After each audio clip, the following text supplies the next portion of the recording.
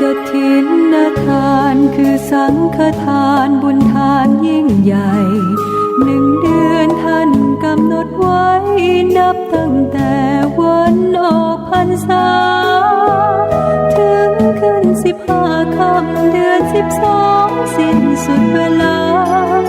เป็นการละทานล้ำค่า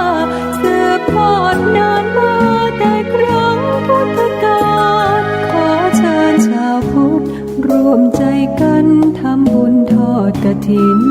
บำรุงพระสงฆ์ผู้ทรงศีลทำรงพุทธศาสนายืนนานล้อมรวมศรัทธาเพิ่มพูนกุศลบุญทานต่อยอดประเพณียาวนานทอดกฐินทานตามกาลเวลาสร้างมนุษย์สมบัติสวรรค์สมบัตินิพพานสมบัติเพิ่มพูนศรัทธาปัญญาขจัดความตระหนี่ห่างไกลชีวาสร้างเหตุความร่ำรวยด้วยกฐินทานล้ำค่าสร้างเหตุปัจจัยด้วยศรัทธาด้วยปัญญารู้เห็นทำตามจริงขอเชิญสาธุชนสร้างบุญกุศลยิ่งใหญ่ร่วมทอดกฐินด้วยใจสร้างหลักชัยชีวิตไว้พึ่งพิงผ่านศีลภาวนาทำให้ครบถ้วนเกิดสุขแท้จริงเพิ่มบุญกุศลสูงยิ่งบุญทอดกฐินทาน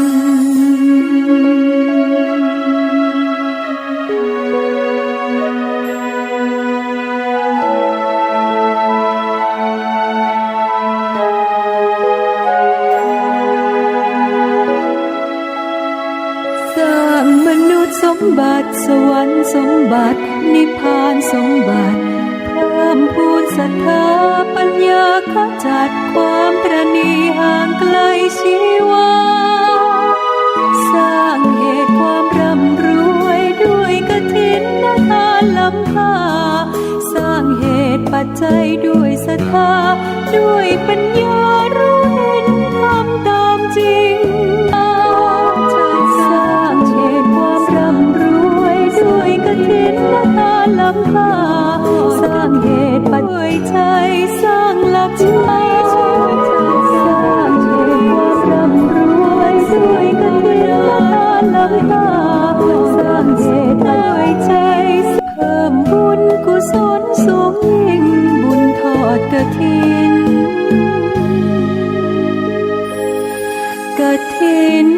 ทาน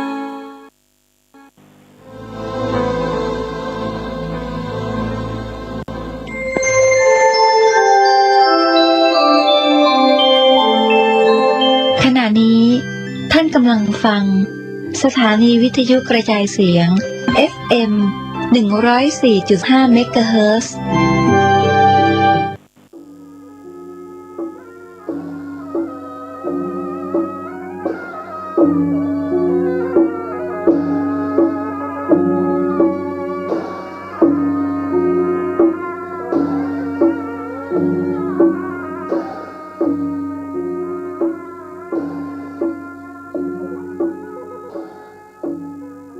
ขอความเจริญในธรรมและความสุขทางใจจงได้บังเกิดมีกับท่านสาธุชนผู้เจริญในศีลในธรรมที่รับฟังรายการนี้ทุกท่านทุกเจ้าพี่น้องศรัทธานาบุญทั้งหลายจะได้ยินเสียงตุรุงเป็นเสียงประกาศธรรมช่วยกันปลุกระดมรู้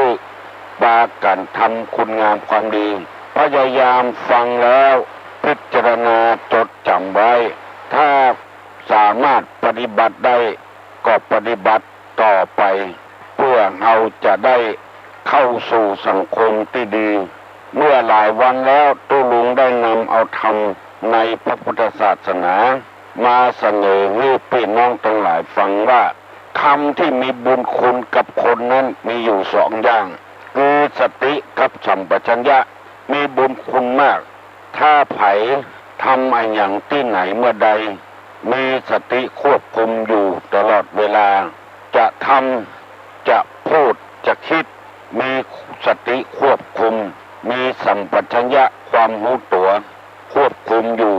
จะมีบุญคุณกับคนสองทำที่ปกครองโลกอยู่ตึงวันนี้เรียกว่าทำเป็นโลกบาลคือทำคุ้มครองโลกมนุษย์เนี่ยอยู่อย่างสันติสุขเพราะมีหิริกับโอตตัปปะหิริแปลว่าความอายโอตตัปปะแปลว่าความกลัวเกรงกลัวอายต่อบาปอายต่อความชั่วอายต่อสิ่งที่จะทำให้เดือดร้อนอันนี้ว่าหิริสามารถคุ้มครองโลกนี้ได้คือโลกอยู่อย่างสันติภาพถ้าเราบ่มีความกลัวต่อบาปต่อกรรมบ่อายแก้ใจโลกของเราจะต้องวุ่นวายดังที่ปรากฏฆ่าพ่อได้ฆ่าแม่ได้ฆ่าเจ้าหนี้ได้ก็เกิดจากความบักกลัวความบ่อายสามารถไม่ยิงไปสมสู่อยู่กับปัจจัยที่ปัจจัยสามีปัจจัยภรรยากันก็เพราะความบักมีความกลัวบักมีความอายถึงทำได้ทำให้คนมีความงามอยู่สองอย่างคือขันติความอดทนโสรจะความสงเงียมคำว่างามนี่คืองามในจิตในใจไม่ใช่งามหน้างามตาคนจะงามที่ใจใช่ใบหน้าคนจะสวยจัญญาใช่ตาหวานคนจะแก่ความรู้ยืนอยู่นานคนจะรวยสินทานชาวบ้านโตนี่เป็นตัวอย่างแล้วบุคคลที่หาได้ยากคือหมายความว่าจะปฏิบัติเสมอกันก็มีสองอย่างคือบุพการีกตัญญูกตเวทีกับบุพการีบางทีพ่อแม่เลี้ยงมาเราบ่ได้กินแหงลูกนั้นบางครั้งก็เอาให้คนอื่นเลี้ยงปิกมาลูกได้ดีหรือว่าทำดีหรือพ่อหรือแม่มันนี้เป็นต้นต่อไปนี้ตุลุงจะนำไว้พระเจ้าก่อนเนออะระหังสัมมาสัมพุทโธภควาพุทธังภควันตังอภิวาเทมิกราบสวากาโตภควตาธัมโมธัมมังนัมมัสสามิกราบสุปฏิปันโนภควโตสาวกสังโฆสังฆังนะมามิกราบนะโมตัสสะภะคะวะโตอะระหะโตสัมมาสัมพุทธัสสะนะโมตัสสะภะคะวะโตอะระหะโตสัมมาสัมพุทธัสสะนะโมตัสสะภะคะวะโตอะระหะโตสัมมาสัมพุทธัสสะพุทธังสารนังกัจฉามิธัมมังสารนังกัจฉามิ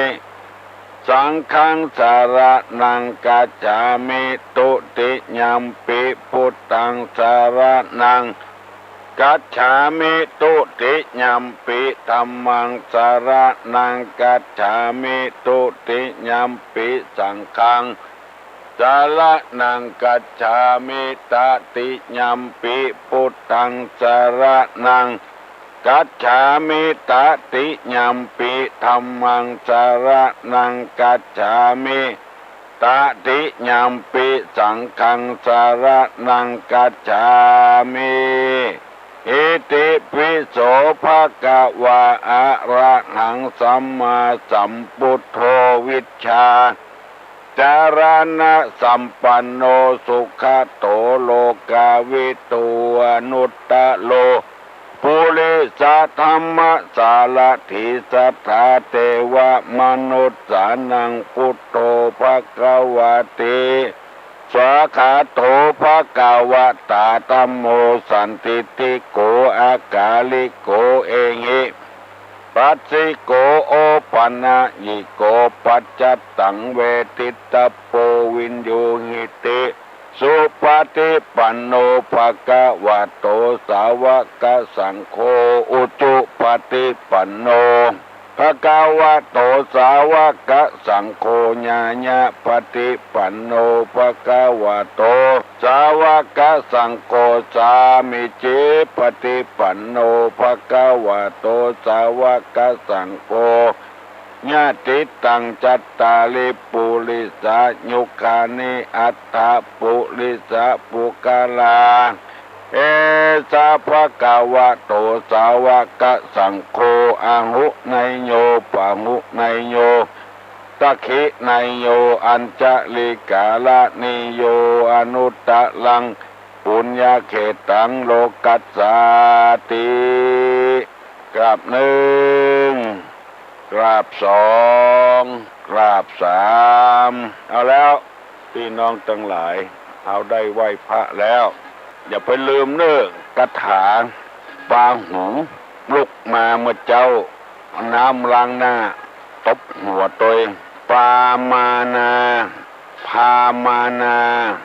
พามานาอุกะสะนะตุเอพามานาอุกะสะนะตุเอพามานาอุกัสสะนะตุเอเป่าใส่น้ำเอาล้างหน้าตบหัวตัวเองไปที่ไหน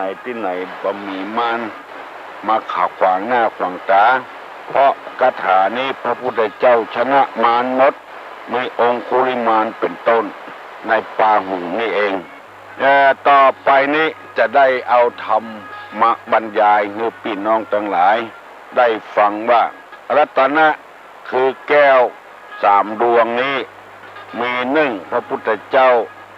สองพระธรรมสามพระสงฆ์แล้วคุณของรัตนะมีอยู่สามอย่างพระพุทธเจ้านี้รู้ดีรู้ชอบด้วยพระองค์เองแล้วสอนให้คนอื่นรู้ดีรู้ชอบนี่คุณของพระพุทธเจ้าคุณของพระธรรมนี้สอนคือคนปฏิบัติรักษาบ่ได้ตกไปในที่ชั่วสามพระสงฆ์ปฏิบัติชอบตามคำสอนพระพุทธเจ้าแล้วเอาสอนให้คนอื่นรู้โดยแถมแล้วก็อาการที่พระพุทธเจ้าสอนมีสามอย่างสอนเพื่อจะให้ผู้รู้ยิ่งเห็นจริงในธรรมที่ควรรู้ควรเห็นทรงสอนมีเหตุมีผลแล้วปฏิบัติตามรู้แจ้งเห็นจริงได้อันนี้คือคำสอนพุทธศาสนาสอนเพื่อเป็นอัศจรรย์ผู้ปฏิบัติย่อมได้ประโยชน์จากการความปฏิบัตินั้นได้อันนี้คำสอนในทางพระพุทธศาสนาโอวาทของพระพุทธเจ้ามีอยู่สามอย่างโอวาทะคือโอวาทมีอยู่สามอย่างถ้าเพิ่นถามว่าคำสอนของพระพุทธเจ้า 84,000 พระธรรมขันธ์เมื่อย่อลงแล้วเหลือเท่าไหร่คือตอบว่ามีสามอย่างหนึ่งเว้นจากทุจริตสองคือประกอบสุจริตสามทำใจของตนคือสะอาดสามอย่างนี้เรียกว่าโอวาทะหรือโอวาทของพระพุทธเจ้าทุจริตมีสามอย่างกายทุจริตวจีทุจริตมโนทุจริตกายทุจริตมีสามอย่างคือฆ่าสัตว์ลักทรัพย์ประพฤติผิดในกามมโนทุจริตมีอยู่ทุจริตมีอยู่สี่อย่างหนึ่งวจีทุจริตมีสี่อย่างพูดเท็จหนึ่งพูดส่อเสียดหนึ่งพูดคำหยาบพูดเพ้อเจ้อมโนทุจริตมีสามอย่างโลภอยากได้ของเขาพยาบาทปองร้ายเขาเห็นผิดจากทำนองของธรรมอันนี้เป็นทุจริตส่วนสุจริตก็มีสามอย่างเดียวกันกายสุจริตวจีสุจริตมโนสุจริตกายสุจริตนั่นก็คือเว้นจากการฆ่าสัตว์เว้นจากลักทรัพย์เว้นจากการประพฤติผิดในกามกำปากหรือวจีทุจริตมีสี่อย่างเว้นจากพูดเท็จพูดส่อเสียดพูดคำหยาบพูดเพ้อเจ้อมโนสุจริตก็มีสามอย่างบ่โลภอยากได้ของเขาบ่พยาบาทปองร้ายไผเห็นชอบตามทำนองของธรรม อันนี้ฮ้องว่าสุจริตอันนี้ควรปั้มเป่งภาวนาตลอดเวลาเก้าของความชั่วเรียกว่าอกุศลมูลคนที่จะเป็นคนชั่วได้เพราะประกอบด้วยอกุศลมูลเรียกว่ารากเหง้าของอกุศลมีอยู่3อย่างโลภะโทสะโมหะโลภะคือโลภโทสะนี่คือคิดประทุษร้ายคือโคตรอิตะโมหะหลงไม่รู้จริงอันนี้เป็นฝ่ายอกุศลฝ่ายกุศลนี้ประกอบด้วย1อโลภะคือบ่โลภ2อโทสะไม่คิดประทุษร้ายใครอโมหะคือไม่หลงอันนี้เรียกว่าฝ่ายเป็นกุศลอโมหะคือความไม่หลงไหลข้างใครต่ออะไรทั้งนั้นที่มาเบียดเบียนทางจิตทางใจถ้ากุศลมูลเหล่านี้1ก็ดี2ก็ดี3ก็ดีมีแก่ผู้ใดแล้วผู้นั้นบ่ผิดทำความถูกคือตอกเกิดขึ้นแล้วกุศลต่างๆก็จะเกิดขึ้นถ้ายังมีโลภะโทสะโมหะอยู่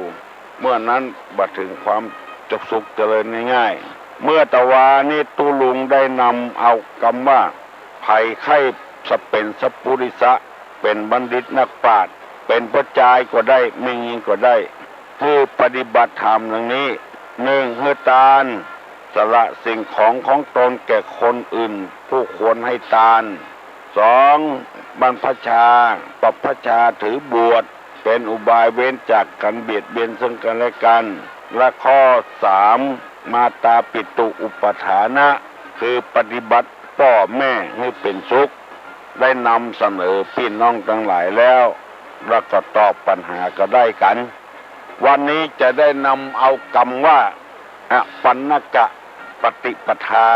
อปันนกะปฏิปทาคือการปฏิบัติ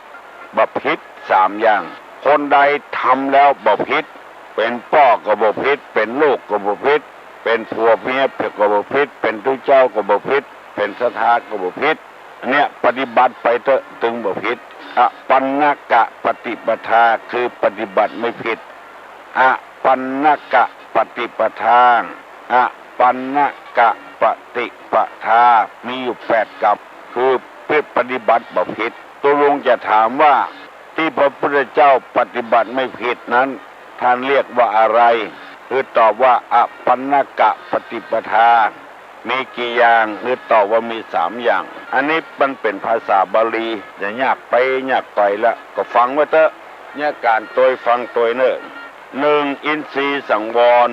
อินทรียสังวรแปลว่าการสำรวมอินทรีย์6สำรวมอินทรีย์6อินทรีย์สังวรอินทรีย์สังวรมี4กรรมคือการสำรวมอินทรีย์ถึง6อินทรีย์นี่แปลว่าความเป็นใหญ่อินทรีย์6มีอย่างพ้อง1ตา2หู3จมูก4ลิ้น5กาย6ใจตาหูจมูกลิ้นกายใจอันนี้เรียกว่าอินทรีย์ทำไมจึงว่าความเป็นใหญ่เพราะว่าตาก็มีความเป็นใหญ่ในการพอหูก็มีความเป็นใหญ่ในการฟังจมูกหรือหูดังมีความเป็นใหญ่ในดมกลิ่นลิ้นมีความเป็นใหญ่ในการสัมผัสกับรสเผ็ดรสเค็มรสเปรี้ยวรสหวานรสขมรสขมอันนี้หูที่ลิ้นกายไปสัมผัสกับของแข็งของนุ่มหูที่ร่างกายยุงครบกับหูที่ร่างกายตาบ่หู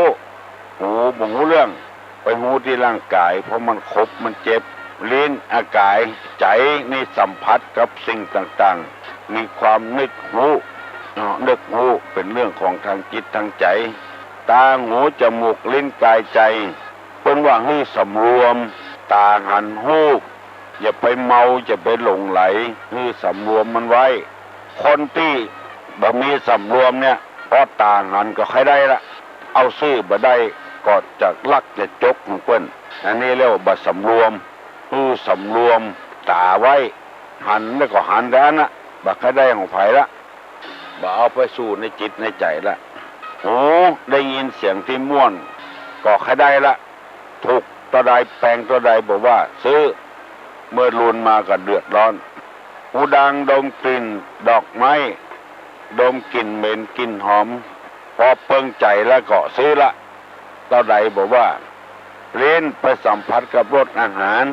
เปรี้ยวกาขมกาหวานกามันกาอย่างที่ปากันไปกินอาหารในบาร์ในร้านอาหารราเสียงขต่างนักมาสำรวมกายไปสัมผัสรสนันนุ่มอนวลมีใจแค่ได้ผ้าสาลีที่นอนในการอย่างการซื้อเอามาซื้อผ่อนก็เดือดร้อนเพราะมาสำรวมใจนี้ก็ต้องสำรวมมันเผ็ดมันเค็มมันหูอยู่ที่ใจปุ่นก็ต้องใจนี่เป็นผู้สำรวมมันไว้ถ้ามาสำรวมมันเดือดร้อนอันนี้ห้องว่าสัพพุริสะอาปันนกะปฏิปทาปฏิบัติบ่ผิดถ้าสำรวมไว้อันนี้เรียกว่าอินทรีย์สังวรสองโภชเนมัตตัญญุตารู้จักประมาณในการใจรู้จักประมาณจะไปกินนักจะไปกินน้อยกินนอกกองให้พอดีจะปฏิรสชาติอาหารนักเกินไปจะเกิดกิเลสขึ้นแล้วอันที่สามเรียกว่าชาคะนิยานุโยคประกอบความเพียร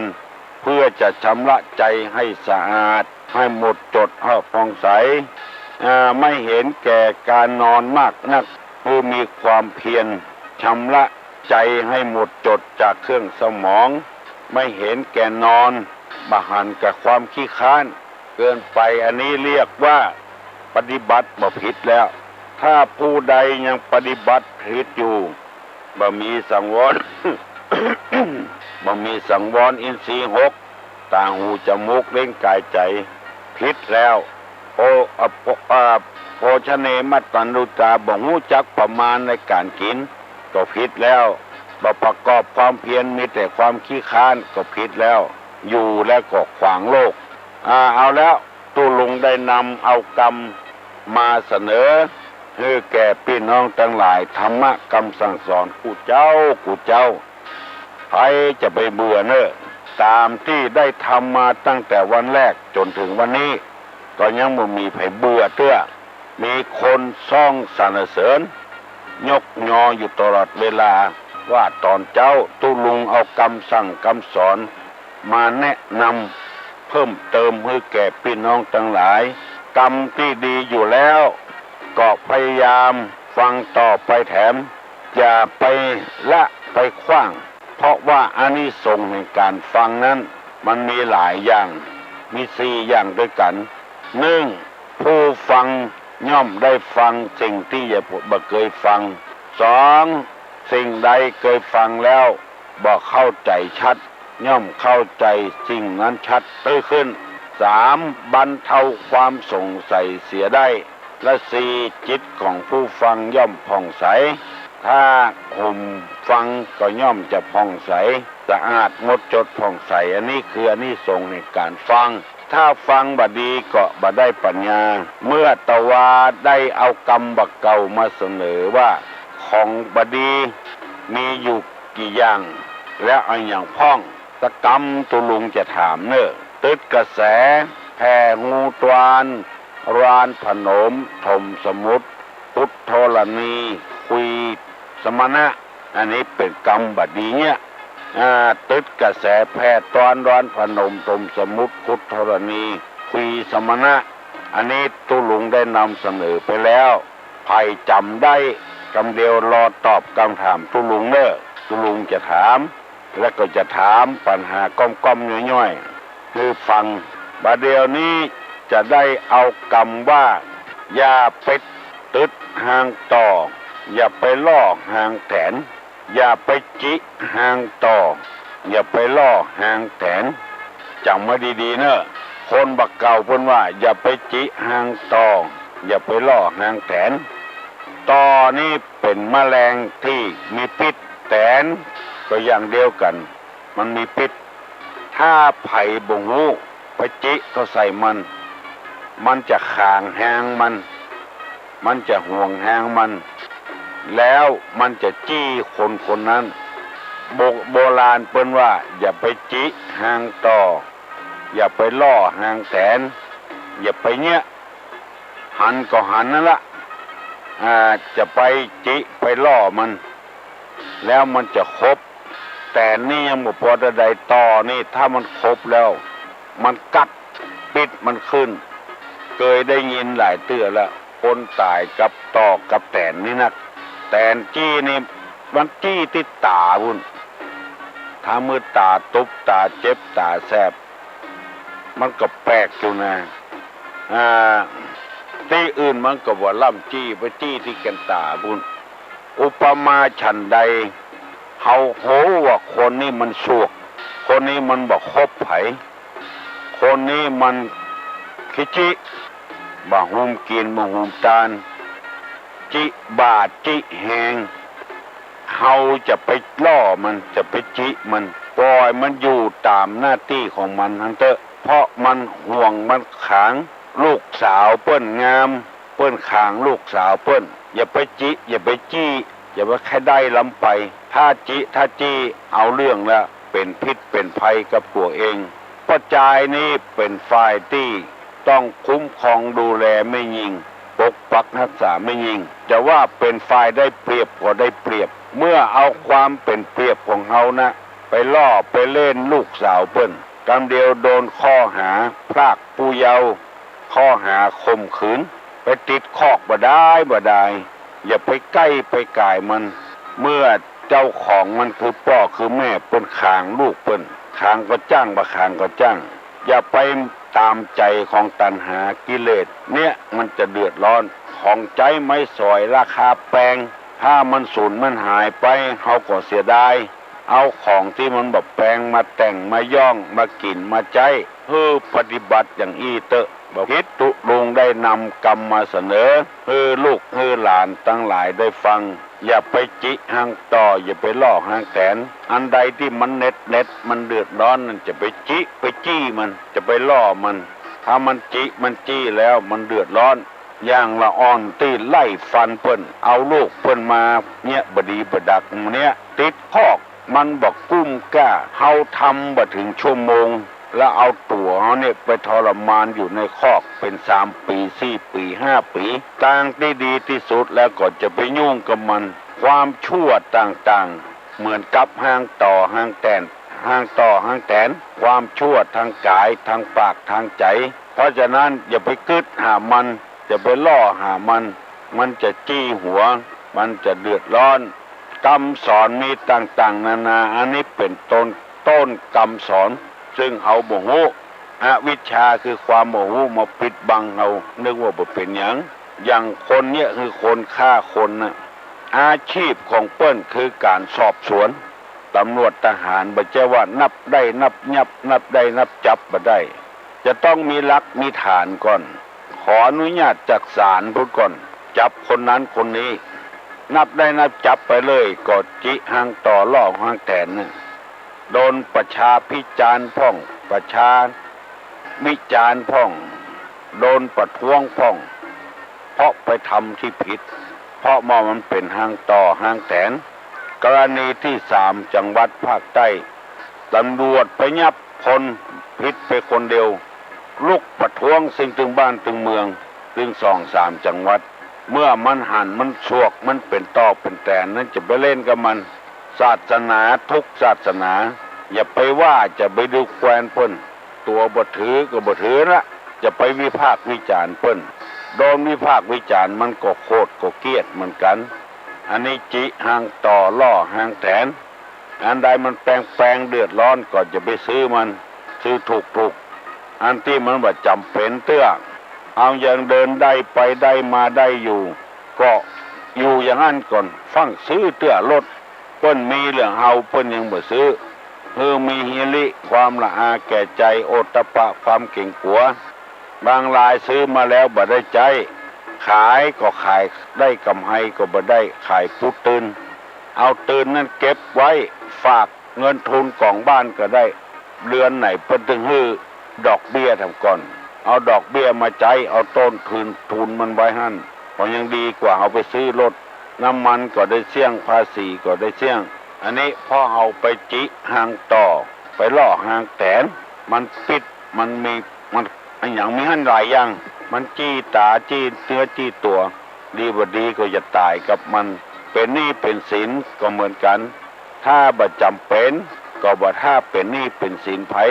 เอาไปหอมไปเปาะยังจะดีกว่านี่เป็นหนี้อย่างหวยติดเคล็ดตั้งใต้ก็เป็นตั้งเหนือก็เป็นบ่มีเครดิตบ่มีอำนาจวาสนาแล้วอันนี้เปิ้นฮ้องว่าจิหางต่อล่อหางแตนตุลุงนำมาเสนอไว้นี่เพื่อเตือนสติปัญญา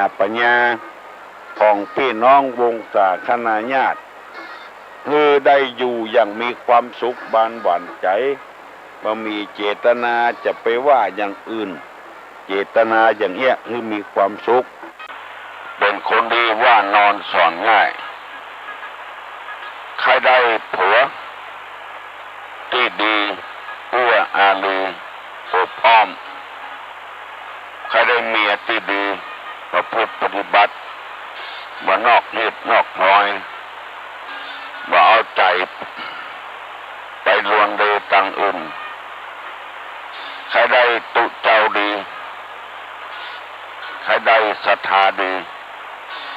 อันอย่างใครได้ดีทั้งนั้นแต่แล้วความดีนี่มันเกิดจากที่ไหนบัดใจว่าคนดีนี่เกิดจากความร่ำรวยอย่างเดียวคนดีนี่เกิดจากมียศถาบรรดาศักดิ์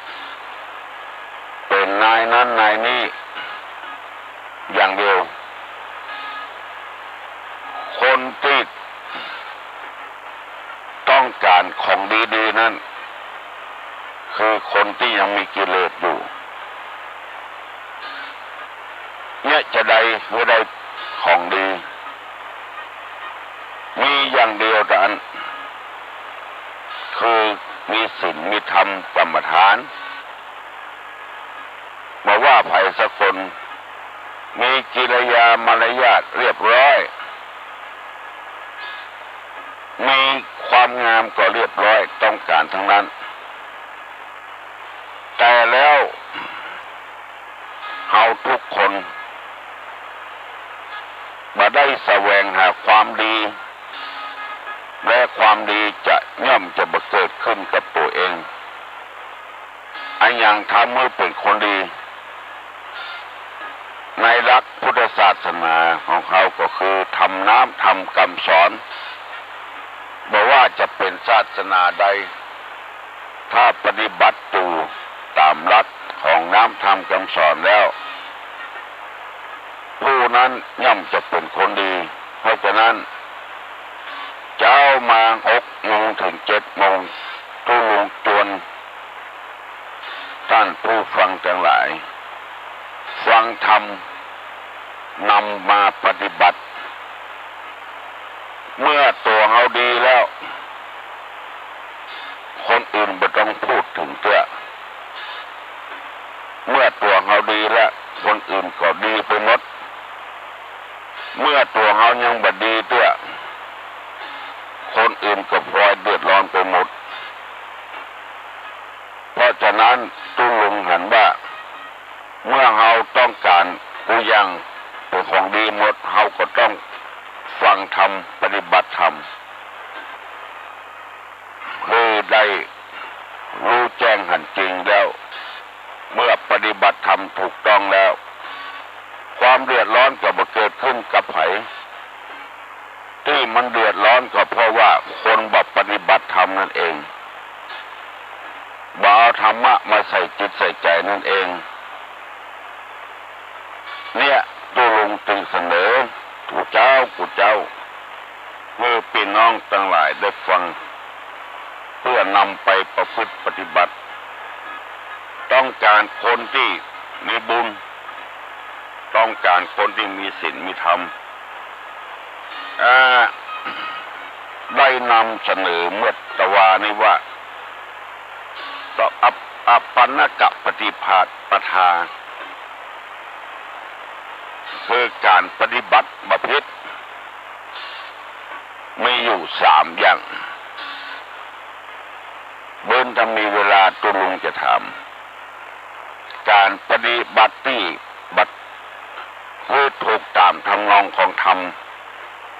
เรียกว่าปฏิบัติบ่ผิดมี3อย่างคืออย่างพ้อง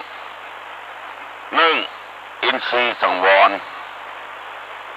อินทรีย์สังวรชมแปลว่าสำรวมอินทรีย์มี6อย่างคือตาหูจมูกลิ้นกายใจอันนี้ว่าอินทรีย์6สำรวมการสำรวมนี่คือการแบบไปโตยใจมันตาหันหูกแบบไปโตยใจมันว่าใครได้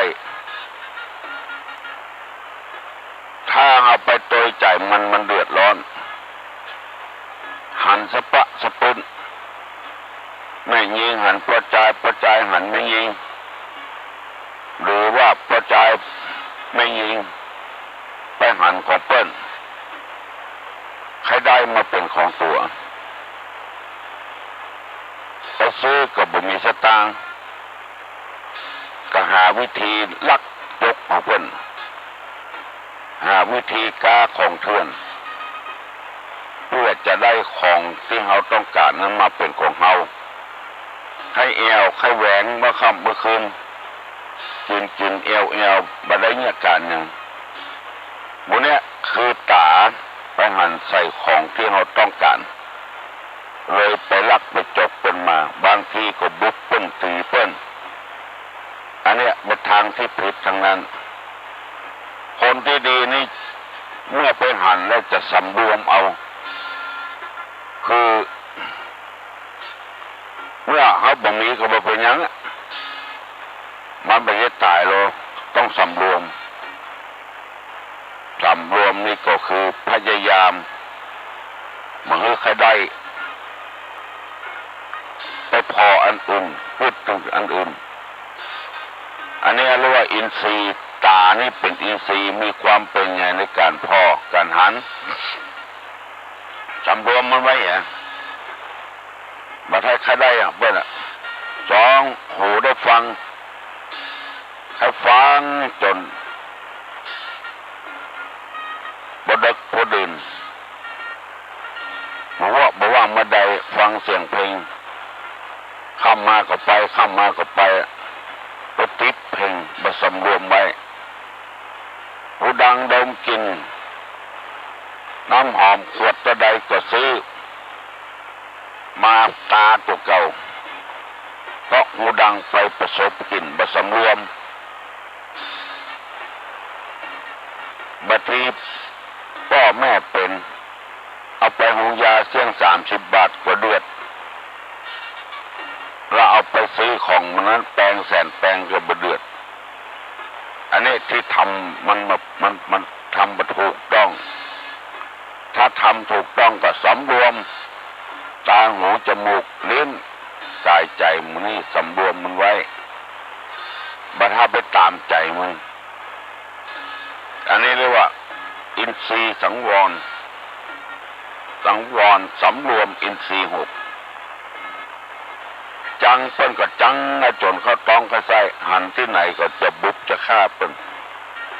อันนี้ก็บ่สำรวมเพราะฉะนั้นคนใดสำรวมได้คนนั้นเนี่ยปฏิบัติถูกต้องละคนใดบ่สำรวมนี่ก็คือปฏิบัติบ่ถูกต้องอปันนกปฏิปทาคือการปฏิบัติไม่ผิด3อย่าง1อินทรีย์สังวร2โภชเนมัตตัญญุตาโภชเนมัตตัญญุตารู้จักประมาณในการกินอาหารบ่นักบ่น้อยงอกว่าให้พอดีนี่ซื้อของมาใจก็บ่ต้องซื้อของถูกนำไปใจได้บ่เหมือนไปซื้อของแปลงนำไปทำเดียวไปเอาหันเอานี่บังคับพวกเก่าจนพอไปลักไปจกของเพิ่นเอามากินมาใจไปกู้ไปยืมของเพิ่นดอกต่อดอกมาทุกข์ใจตกเศร้า นั้นจะต้องสำรวมไว้จะไปกินนักจะไปใจนักตี้บักกินก็อาตี้มันบาดจำเป็นก็บ่ต้องกินต้องใจรู้จักประมาณตัวเก่าคืนล่องเสาะตู้เสาะยืมอย่างเปิ้นเพราะบ่รู้จักประมาณเป็นจึงว่าโภชเนมัตตัญญูตารู้จักประมาณในการกินอาหารมันนักมันน้อยต่อใดรู้จักประมาณเฮาทุกข์ก็กินของทุกๆใจของทุกๆบ่ถูกล้ำไปบ่แปลงล้ำไปเมื่อบ่รู้จักประมาณแล้วก็เดือดร้อนถ้าเดือดร้อนตัวเองยังบ่พอไปเดือดร้อนคนอื่นทำแต่งหน้าน้อยตาน้อยไปกู้ไปยืมอย่างนี้เป็นต้นไปหลังมาเปิ้นทักเปิ้นทวงก็เดือดร้อนให้เปิ้นว่าหรือเปิ้นแถม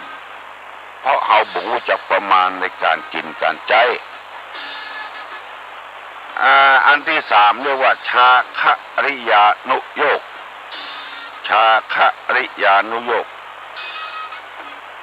คือประกอบความเพียรเพื่อชำระใจให้หมดจดไม่เห็นแก่การแก้วการนอนมากนักชาคะริยานุโยคประกอบความเพียรเพื่อจะชำระจิตใจให้หมดจดผ่องใสไม่เห็นจะนอนมากนักคือพยายามทำความเพียรบางคนนี่ไม่ได้ฟังไผ่สอนเอาใจตัวเองว่านักก็บ่เอาเบาก็บ่สู้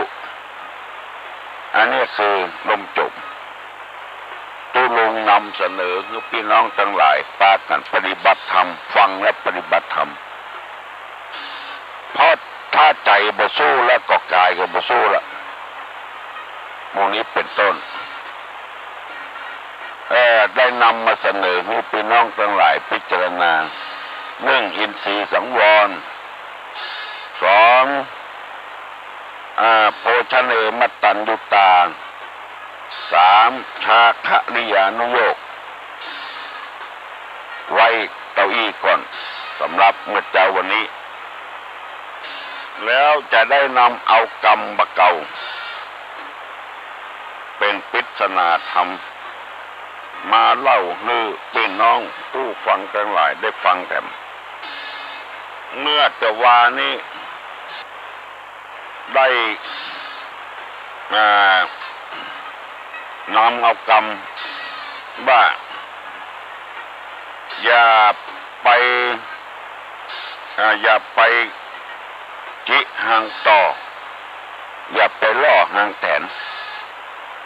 คือมีความหมายดังที่อธิบายเมื่อตะวาแล้วของอันใดที่มันเป็นพิษเป็นภัยจะไปจี้มันจะไปล่อมันยังหางต่อกับหางแตนได้อธิบายให้ฟังเมื่อตะวาแล้วว่าทำกรรมหนึ่งว่าจะไปจิหางต่อจะไปล่อหางแตนแถมกรรมว่าจะไปแงนพ่อตะวันเมื่อยามเตี้ยงเพราะตะวันเมื่อยามเตี้ยงนี่มันฮ้อนมันแก่มันกล้าถ้าไปแงนพ่อมันจะปวดตาเราทำให้ตาแดงจะไปแงนพ่อปวดลำคอตัวอันนี้เป็นข้ออุปมาอย่าไปจุจะไปจิหางต่อจะไปล่อหางแสนอย่าไปแงนพ่อตะวันเมื่อยามเตี้ยงแล้วก็ทำกรรมเนี่ยจะไปเงี่ยงหูฟังกำเล่าเพิ่นเล่าขวัญกันเพิ่นเล่าเพิ่นลือกันจะไปเงี่ยงหูฟังมันจะเอาใจใส่อันนี้เป็นมารยาทของคนไทยตะวันเมื่อกลางวันนี่มันฮ้อนมันแก่กล้าอันใดที่มันไร้สาระไร้ประโยชน์มันเป็นอันตรายแก่เฮาอย่าไปแงนพอตะวันมั่งยามเตี้ยงจะไปเงี่ยงหูฟังเพิ่นเล่ากัน มันเป็นเรื่องของเพิ่นไม่ใช่เรื่องของเฮาอันนี้ถ้าเฮาปฏิบัติได้ก็ชื่อว่าปฏิบัติที่ถูกต้องบ่ผิดอันใดที่มันล้ำความสามารถของเฮามันล้ำกำกิดของเฮามีเงินทุนน้อยแล้วไปจ้าของที่มีราคาแพงบางทีมันสุนไปเสียมันจะเสียอกเสียใจตัวบ่มีความรู้นักล้นเข้าไปเป็นหัวหน้าคนอันเนี้ยแงนพอตะวันไม่ยามเตี้ยงเงี่ยงหูฟังกำเป็นเล่าขวัญกันคือหูตัวเก่าคนถ้าบ่หูตัวเก่าแล้วก็ช่วยยังไม่ได้ละเฮามีฐานะเท่าใดมีความรู้เท่าใดมีความสามารถเท่าใดต้องพิจารณาตัวเก่าเพื่อทำนอกมีบามีแหงจะไปเกินมันไปเกินเจ้าหมู่เพิ่นมีของใจมีรถใจหลายกันเฮาก็ค่อยเป็นอย่างเพิ่นเอาเข้าล้มละลายหมดตาเป็นซิ่วเป็นสองเงียนพอตะวันไม่ยามเตี้ยงเอาหูไปเงี่ยงฟังเป็นเล่ากันมันเป็นของที่ไร้สาระใจคนนี้บ่ใจบ่ฟักได้ยินแล้วหันแล้วมันบ่ม่วนใจแล้วก็เครียดโทษสารพัดอย่างมีในใจหันประตกประเตียงตัวลุงนำมาเสนอให้พี่น้องทั้งหลายฟังพิจารณาขอให้อยู่ดีมีสุขอายุมั่นขวัญยืนให้มากล้าขึ้นใจมันสมองให้ไม่โชคมีลาภทุกคนสัพพิติโยวัจจันตุสัพพะโรโกวินัสสตุมาเตภวะตวนตาลาโยสุขีติกายุโกภวะอภิวาธนะสีวิจานิจังวุธาปิจานิโนจัตตาโลธรรมาวัฏันติอายุวันโนสุขังพลา